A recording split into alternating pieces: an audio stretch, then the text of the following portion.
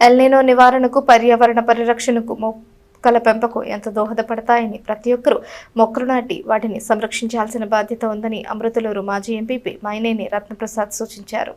మండల కేంద్రం అమృతలూరులోని అమృతేశ్వర స్వామి ఆలయ ప్రాంగణంలో గురువారం సాయంత్రం యోగా కార్యక్రమం నిర్వహిస్తున్న మహిళలకు లక్ష్మణ ఫలం మొక్కలను పంపిణీ చేశారు. గోవాడ గ్రామానికి చెందిన సేంద్రియ రైతు సుఖవాసి హరిబాబు ఆర్థిక సహకారంతో రేపల్లి వేమూరు నియోజకవర్గాల పరిధిలోని కాకతీయ సేవా సమితి ఆధ్వర్యంలో ఈ మొక్కల పంపిణీ జరిగింది. ఈ లక్ష్మణ ఫలం మొక్కతో క్యాన్సర్ వ్యాధి నివారించవచ్చని, ఈ మొక్క నాటిన 2 సంవత్సరాలు సంరక్షించిన దాని ఫలం ఆకులతో క్యాన్సర్ వ్యాధి నివారణకు పనికొస్తుందని చెప్పారు. ప్రస్తుత పరిస్థితుల్లో ఎల్నినో ప్రభావంతో వర్షాభావ పరిస్థితి ఏర్పడిందని, అందుకు ప్రతి ఒక్కరూ పర్యావరణ పరిరక్షణకు మొక్కలు నాటి సంరక్షించాలని పిలుపునిచ్చారు. కార్యక్రమంలో జాస్తి వినోద లక్ష్మి, మల్లిపెద్ది సర్వీజీ, రాజేశ్వరి, పరుచూరి జగదీష్, కొండూరు ప్రసాద్, చీపినాపి సుబ్బారావు, చేకూరి శ్రీనివాసరావు, మిక్కిలినేని మీరాకుమారి, మువ్వా తులసి, ఉప్పల షణ్ముఖరావు తదితరులు పాల్గొన్నారు. మరి మన యోగా చేసే మహిళలందరూ కూడా లక్ష్మణ ఫలం మొక్కలు ఇవ్వాలనే ఉద్దేశంలో మరి హైదరాబాద్లో ఉన్న సుఖవాసి హరిబాబు గారని ఆయన చెప్పటం, ఆ సందర్భంలో అన్నవరలపూడి నుంచి తాటం, మరి మీ అందరికి కూడా ఇక్కడ గోవాడ గ్రామంలోని మహిళలకి ప్రత్యేకంగా ఇవ్వటం.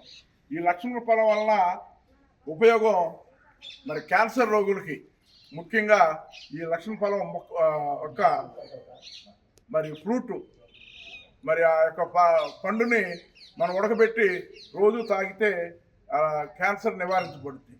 అట్లాగే ఆకులు కూడా మరి ఉడకబెట్టి 1 లీటర్ నీళ్ళలో మరి దాన్ని 1/2 లీటర్ చేసి అవి కూడా తాగితే క్యాన్సర్ నివారించవచ్చు.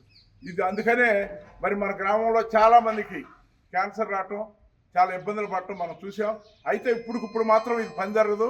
ఎందుకంటే 2 సంవత్సరాలు మినిమం మరి మనం ఈ చెట్లను పెంచాల్సింది ఉంది. కాబట్టి మీరు చెట్లు పెంచాలి. అట్లాగే మహిళలకు ప్రత్యేకంగా ఎందుకు ఇస్తున్నామంటే పర్యావరణ పరిరక్షణ.